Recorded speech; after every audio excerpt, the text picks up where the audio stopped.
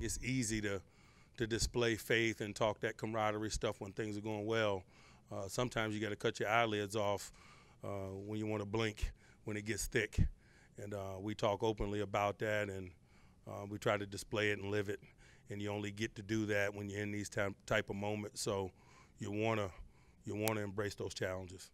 There will be no eyelid cutting today here on Steelers Live, but we are excited to say once again that it is a Victory Monday.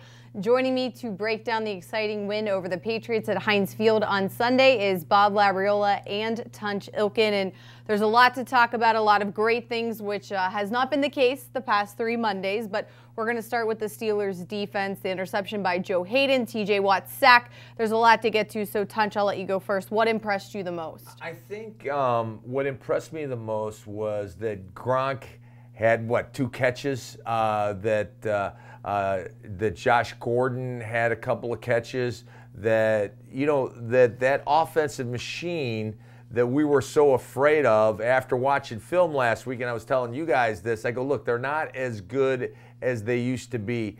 And the thing that impressed me most was the way the Steelers covered on the back end, the way they got there. They tipped a lot of passes. And then what impressed me the most, Missy, was how quick we were to tackle the catch. When you look at the New England Patriots receivers and tight ends, they have a lot of yards after the catch. The Steelers bottled them up, and they did a great job. There were 11 guys flying the ball. Usually it's easy to tackle the catch when you're playing zone, but the Steelers secondary was so aware that even when they were playing man coverage, they came off their guy when the ball was completed. They had this sixth sense, if you will, to fly to the ball, and I was very, very impressed.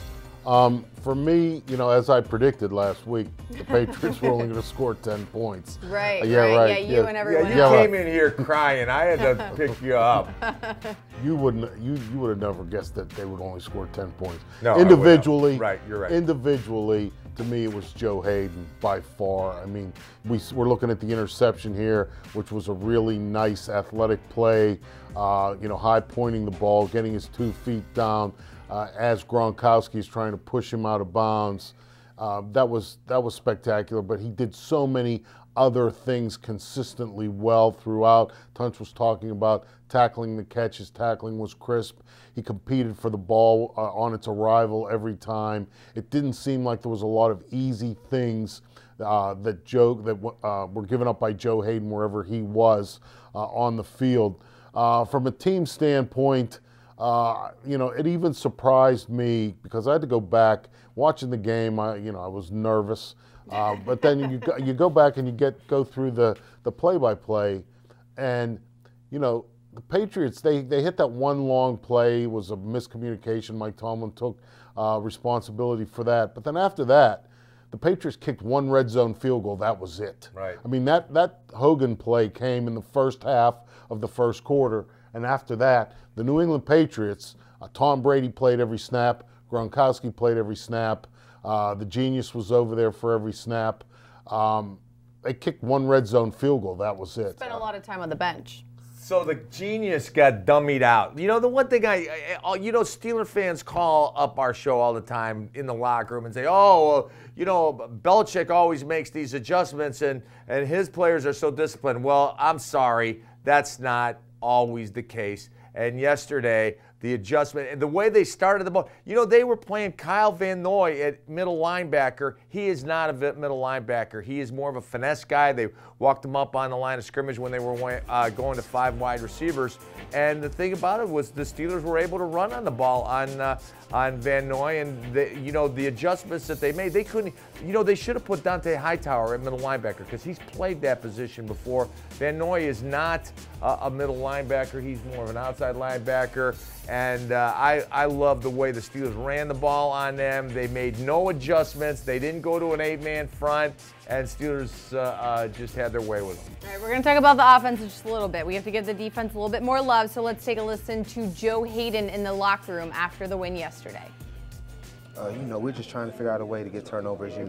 We've been letting the team down a little bit in the fourth quarter, you know, having leads and stuff like that, and always talking about turnovers. So I just feel like being able to get that one was big for us. Do you feel like that was a turning point in the game? Did you feel like that was a turning point in the game right there? I do a little bit, you know. I'm glad I was able to make the play for the team, saw the ball in the air, and just picked it off. You know, the Steelers only had one sack of Tom Brady, and, you know, we always talk about the importance of getting pressure on Brady when you're playing the New England Patriots. But even though there was only one sack, I thought the pressure was pretty consistent. There were 7 hits on the quarterback, and I just never felt that Tom Brady was comfortable in the pocket. You know, he was airmailing some throws, throwing some stuff off his back foot.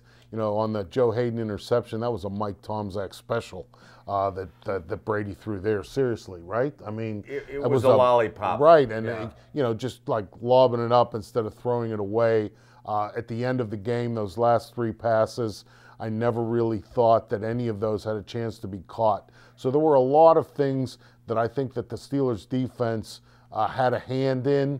Maybe not directly responsible for, but Tom Brady was not comfortable, and if he's not comfortable, you have to make him uncomfortable because he doesn't come to a game right that way. So, you know, there were some subtle things I think that the Steelers defense did really well, and that was one of them. You know, the other thing, let's face it, you know, watching the tape on Tom Brady, he throws he's more, you know, one of the things that has impressed me about him over the years was how fearless he was. Now at 41, I'm sorry, he's just not as fearless. He doesn't have as much oomph on his throws. A lot of his throws kind of hang. That ball he threw falling away. He throws a lot of passes falling away.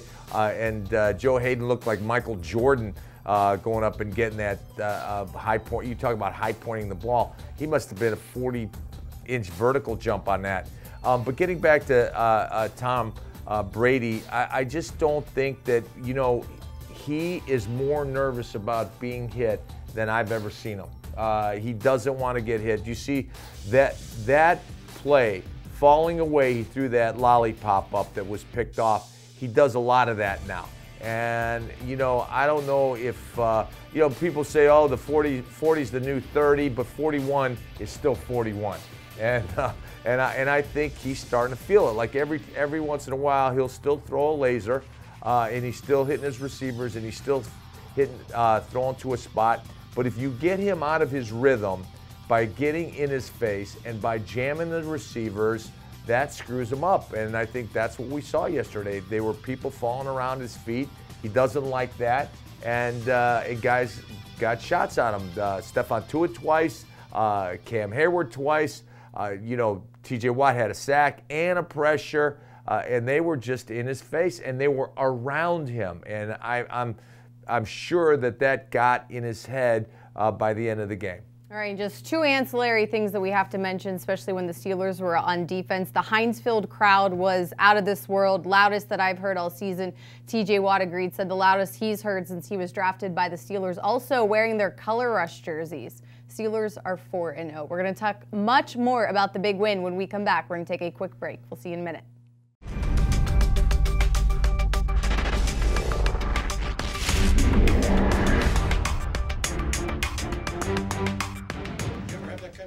Before? No, I never rushed for 100 yards on the ground. So that was on. Yeah, I never had that either. In high school? No, not in high school. No. All right, I did a little bit of research, Labs. I know that's against the rules, but I went back to the first time we interviewed Jalen Samuels after the Steelers drafted him. He said the first time he actually felt like a true running back was in the Senior Bowl just earlier this year. In high school and in college, that was not his true position. Kind of that jack of all trades, did a bunch of different things. So, Tunch, I know you want to talk about the offense. Explain to me why Jalen Samuels was able to have 19 carries for 142 yards. Okay, I'm going to brag on the offensive line. I mean, they did a great job of coming off the ball, and let's face it, I'm sorry, the New England Patriots are not a scary defense. You know, last week Miami tortured them. You know, they kept running the Bear defense last week, and Miami ran all over them. Steelers, they did a little bit, but, you know, they were more worried about Ben's passing. So a lot of times They had 3 down linemen and then 3 linebackers, Van Noy on the outside, and then they'd have them flanked by Devin McCourty, the strong safety, and then Patrick Chung, the other strong safety, and they had Harmon in the middle playing free safety. So they played a lot of that 3-1-3 with 3 safeties and 2 corners. And then, like I was talking about in the last segment, Van Noy, who they played at the middle backer, is not a true, Eldon Roberts is their middle backer. Now, he had a thigh injury, but they still have Dante Hightower, and they still have Albert McClellan, who can play the inside. When you put Kyle Van Noy, who's more of an outside linebacker, run and chase guy, good speed, can rush the passer, good in coverage, but he's not a guy that's going to take, he's not a thumper, he's not going downhill.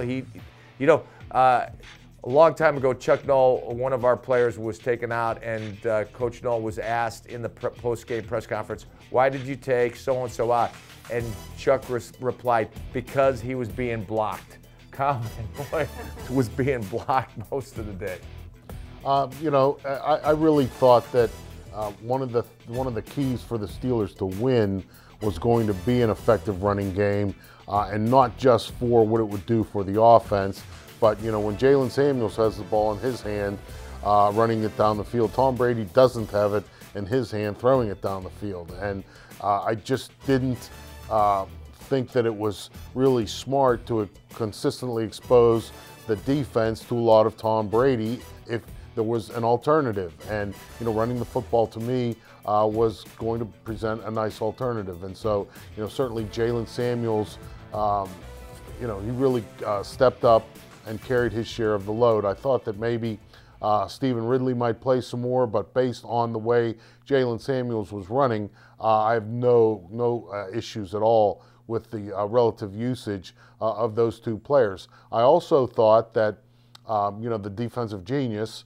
Bill Belichick, would do something to take Antonio Brown away, and then also try and have something maybe a little special for Juju Smith-Schuster. And in that event, there was going to be maybe a possible opening / opportunity for someone else in the passing game to step up and have some nice statistics. And I think that at different points in the game, Eli Rogers did that, Vance McDonald did that, and also James Washington. I thought that this was kind of his coming out party. And what I thought that the Steelers showed New England were a multitude of weapons that I don't know that the Patriots believed that they had when the game began.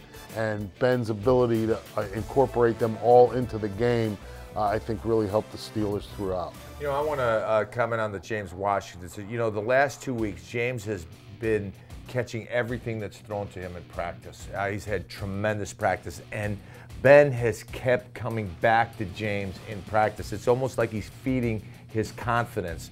And so when James came out here today, yesterday, you could tell he was playing with a lot of confidence. And you made a great point, because Ben threw to eight different receivers. 8 different receivers had receptions. And getting back to Jalen Samuels, he showed me a lot. I wasn't sure what kind of running back he was going to be carrying the load, but he did a great job with his vision. He did a great job cutting back against the grain. He did a great job of when they were running onside to press the onside and finding the crease. And he ran with power, and he ran with speed, and he ran with a little bit of a little shake and bake. And so I was very, very impressed with Jalen Samuels as I went to the point where I said, hey, we found a new running back. And, depending on how long James Conner is going to be out, I'm very comfortable with Jalen Samuels. All right, here is Ben Roethlisberger talking about the 2 rookies on offense, Jalen Samuels and James Washington. Yeah, even more than just running it, I thought his whole game was awesome. He caught the ball, he ran. There's still some room for improvement, but there's for all of us. So the way that he stepped up was special, and James Washington as well. The plays that he made were just huge today for us, and big plays for us. I also thought the offense as a unit was nicely effective in situations on possession downs. That 20-yard pass that Ben kind of manufactured to Jalen Samuels on 3rd and 9 in the 4th quarter, I thought that was a big part of the Steelers' victory in the sense that it ate up some time. And then the Steelers were 2 of 3 in the red zone, which is pretty good. 1 for 2 in goal to go. You need to be better than that. And the turnovers, you really can't afford to do that when you're playing a team with a Hall of Fame quarterback.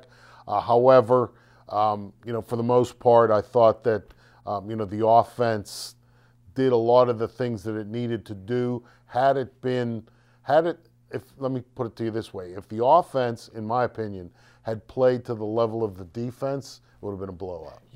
Bob, you made a great point. I want to get back to that Jalen Samuels catch on 3rd and 9 because he went down the sidelines and he stopped, and John Simon, who was covering him, stopped at the same time, and then he took off again. That was showing great maturity and experience. I mean, you look over to the right, he stops, and then all of a sudden he starts up again. And Simon is playing there, and he has no idea that Jalen Samuels did a stop and go because he was expecting him to stay on the sideline and Ben to try to throw it outside. And so Simon positioned himself for a sideline throw, but that's not what Jalen Samuels did. He started running further down the sideline, and Ben put the ball right on the money. All right, we have to get to Chalk Talk. I want to do that 1 second. Tunch, I know where you stand on this one, but Labs, when the Steelers won the toss and elected to receive, what did you think? I thought it was the right decision. I don't think, again, I like the concept of deferring because of the Steelers' success throughout this season largely. I think 8 games coming into the New England game, they scored at the end of the first half. When you can do that, you get the ball at the start of the 3rd quarter, you have an opportunity to really put yourself in a good situation. However, when you're playing a quarterback like Tom Brady, your defense, again, I'm not saying that, but you're really not sure. And I don't think you want to start 7-0 in the hole. So, as Tunch has mentioned, the New England defense was not scary. Take the ball, put it in Ben's hand, and say, get us a lead, and that's what happened. I always like to put my best team on the field, and that's the offense, my best 11. So I don't like deferred. I hate the rule. Back in the old days, if you won the toss, you took the ball, or you took the wind if you wanted to, but mostly you took the ball. Because there was no deferred. Chuck would have deferred a lot. I understand the concept. I understand the strategy, but I want to come out of the gate fast. I want to start fast, and especially against Tom Brady. I want to make him play catch-up, not us play catch-up. All right. Tunch wants to talk more about the O-line and the Steelers' run game against the Patriots. We're going to do just that when we return after this break, when we head to the Telestrator.